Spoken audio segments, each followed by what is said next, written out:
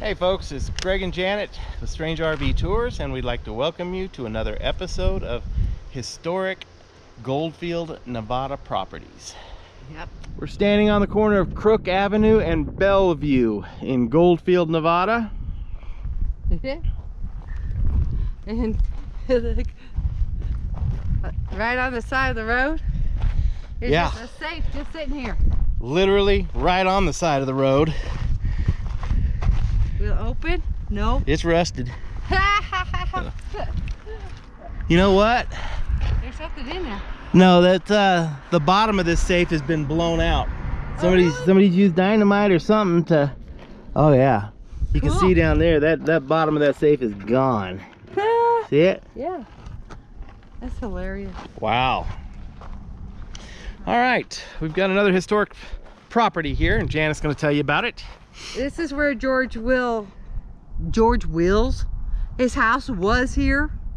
It's no longer here, but he was actually the superintendent of the power company here in Goldfield. A very influential type person. The current owners here built this in 2008. But we talked to this owner, and he's done some pretty cool stuff inside. Made it look old-timey, used some old artifacts and materials to make it look old Western. It's pretty neat. So, and look at all the stuff he's got around here. It's really neat. Yeah, let's take a look around. An old kerosene cart here.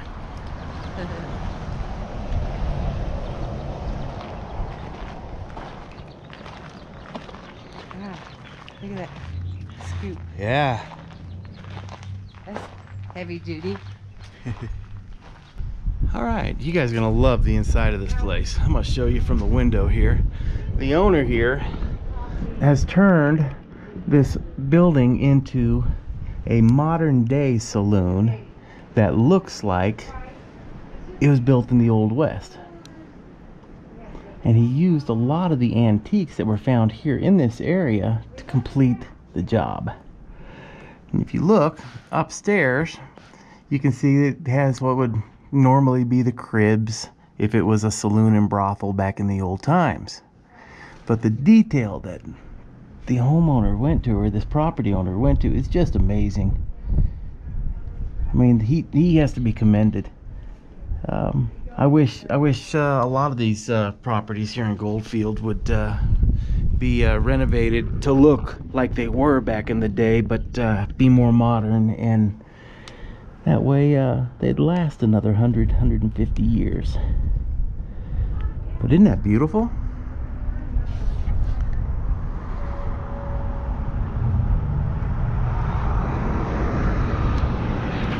Look at the old bike upstairs, up in that window up there. The old big-wheeled bike.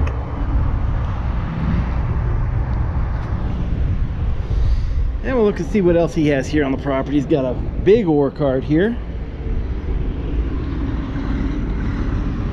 And...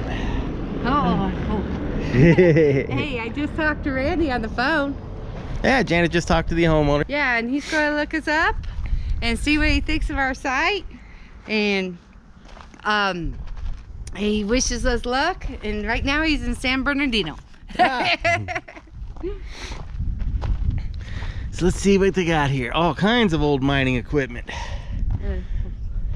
Got some old bottles. Look at these little ore carts. I guess that's what they were. I don't know. The gears on those. Wow. The machinery and everything. That's a blower? Yeah. Look at that. That is a stove of some sort from a mine. It's got the wheels on it for it to go down the tracks where you see the ore carts, and it has a loop in the top of it so they can lower it down into the mine. Wow. I bet there's not many of those still around. We got a boss hoist here. Some type of tractor gizmo here. Almost looks like a toy tractor. Can you imagine the power that you'd have to have just to make this move?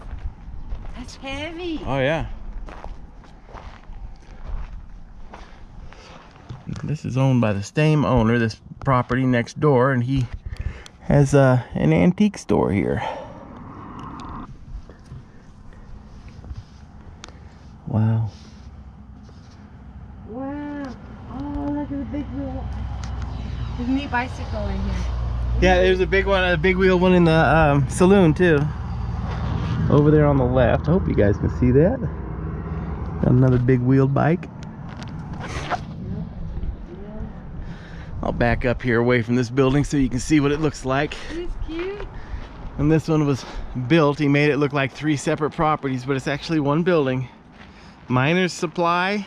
Supplies, new goods, monthly, dry goods, boots, and shoes. And this is what's sitting out in front of this one. All kinds of ore carts. And boy, it's like a big water tank on wheels.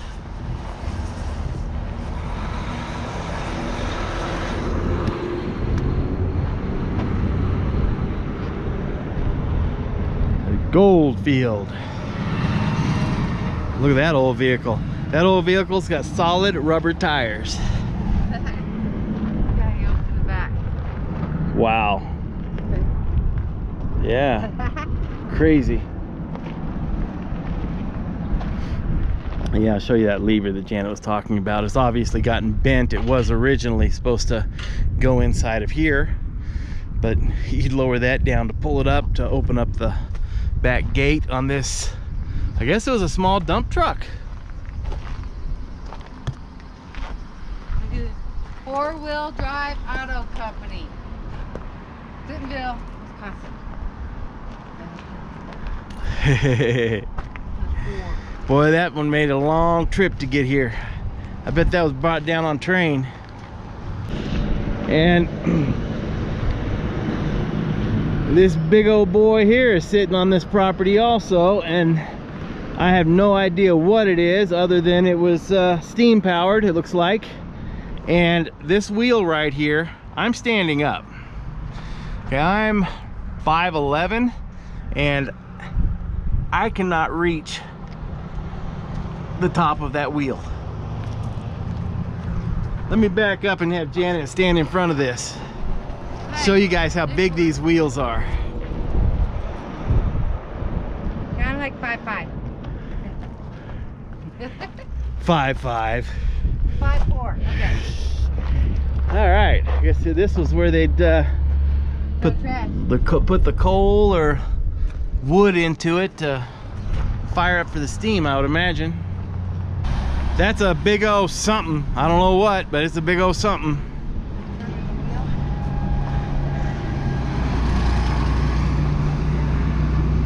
Can you imagine how hard something must have hit this to break that off? Oh my God. Wow.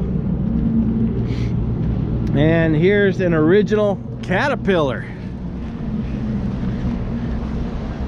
How cool is that? I have no idea what it does, but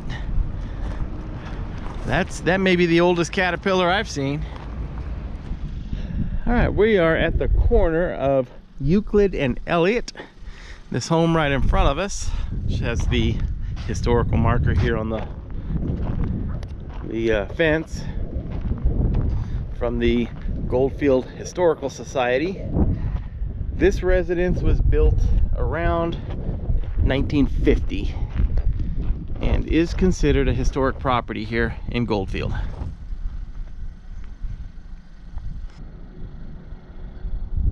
There we go. Okay, guys, this was the high school. Okay, it was converted to the elementary school until it was Condemned in 1953. And across the street is actually now the elementary school that was built in 1953. Yes. Anyway, and it years ago the original buildings here, the Northern California Power Company was here. Along with, it was a Presbyterian church also in like 1906, but all that stuff burnt down in 1923. But they supposedly have the original power generators here, somewhere on the property. Well, we drove around, we didn't see them, but from the power company, those original generators are supposed to be on this property still, and well, it's just not here. So this is their little elementary school, and it's kind of cute. Yeah, and as you can see, when we come right over here, they've got some rather large buildings back over here that are on the elementary school's property. They're fenced in with the elementary school. The generators are probably inside of one of those big buildings for the original power company here in Goldfield. Cool. I'd love to get in there to see them, to see 100-year-old generators. That would be cool. It's a neat property though. This is a nice elementary school for a town of 270 people. Yeah. It really is. This is a nice little school. Okay, folks, we're on the outskirts of Goldfield here. We're up off of Leda. I guess this would be in the western outskirts, kind of southwestern outskirts of Goldfield. But this property right here was the Goldfield Brewery. It was built in 1904 by Max Stens and a Mr. Stanley. And Mr. Stens' daughter, Max Stens' daughter, named Alma, had written memoirs, and in her memoirs she stated that her father was employed in Henry Ritter's brewery in Reno, and he and Mr. Stanley became excited when Goldfield struck gold, decided to move here and start their own brewery. Now, they quarried these stones from this area right here for the building of this property. And it looks to me like the quarry was probably behind the building and up towards the mountain. I'm not sure of that, but that's what it appears to me. And Alma Millard said that her father and Mr. Stanley quarried these stones by hand, put them on sleds, and pulled them with horses down here to where the brewery was built. This brewery was open until 1908. Alma also stated that the miners that worked here the mines were way over on the mountains, or in the mountains on this side of Goldfield, complete other side of town. Kind of see the mountains over here in this area. Well, the miners at that time, there was so many wild burros here in the Goldfield area from prospectors that the miners would get up in the morning, they'd walk outside, they would find one of these wild donkeys or burros, and they would ride the burro to the mine to work. When they got there, they would abandon the burro, go to work. At the end of their shift, they would walk outside, find a different wild burro, and ride it back home or over to the brewery here to have a cold beer. Was, like I said, was open until 1908 and then was destroyed in the flood of September 13th, 1913. And that flood came down from the canyons behind the brewery. Where I'm standing right now is actually in front of the brewery. It was built on this ridge going up, and it was a massive, massive structure for the time. But let's see if we can't look around a little bit and see if there's anything interesting to see from the brewery. Probably most of it has long been taken away, hauled off, used for other purposes. But you never know. We may find something neat. There's an old telephone pole there, or electrical pole, that's been downed. Really interesting how they built this into the side of this wall.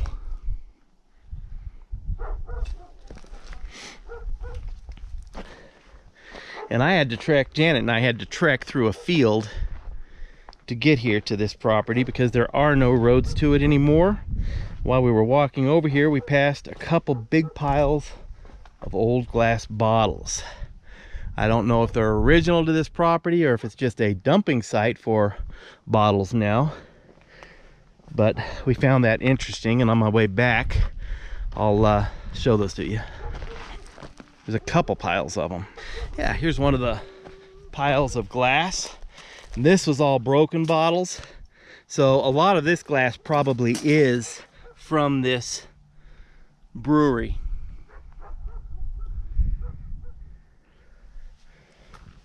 Let's see if I can't see anything that where it says anything on them. That is some thick glass. Those old bottles were built thick.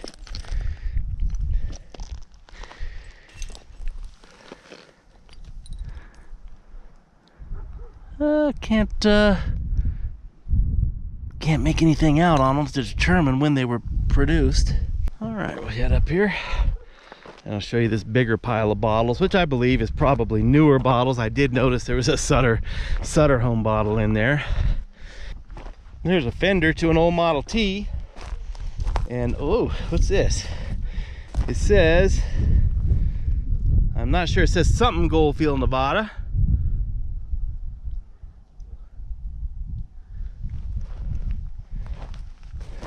I can't make out what it says on that.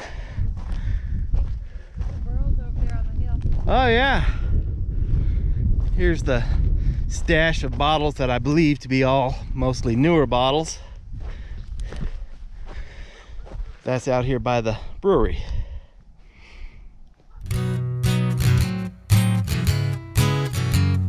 Strange RV tours will take you places with Greg and Janet's smiling faces. You might see a crazy flavored soda review or some tips to fix your RV too. So come along, won't you join us, friend, as we discover what's around the bend. Just sit right back in your easy chair. Strange RV Tours is on the air. Strange RV Tours is on the air.